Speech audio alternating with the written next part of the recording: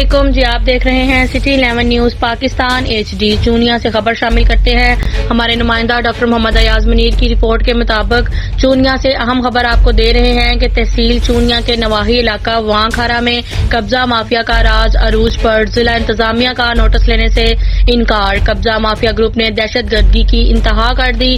ذرائع کے مطابق محمد اکرم نامی شخص کے گھر پر قبضہ کیا گیا، جبکہ محمد اکرم نے 15 پر کال بھی کی، لیکن سٹی پولیس کی جانب سے کوئی بھی کارروائی نہیں ہوئی۔ محمد اکرم نے انصاف کے لیے تھانہ اور عدالت کی طرف رجوع کیا تو بااثر قبضہ مافیا نے عدالتی احکام کو بھی ہوا میں اڑا دیا۔ قبضہ مافیا بااثر گروپ میں عمر ولد رمضان شخص قبضہ مافیا گروپ میں شامل ہے۔ قبضہ مافیا گروپ نے ظلم کی انتہا کر دی اور مظلوموں پر تشدد کرنا شروع کر دیا۔ مارا پیٹا گیا، میرے بیٹے کی انگلیاں ٹوٹ گئیں۔ بااثر قبضہ مافیا نے لوگوں کا جینا مشکل کر دیا۔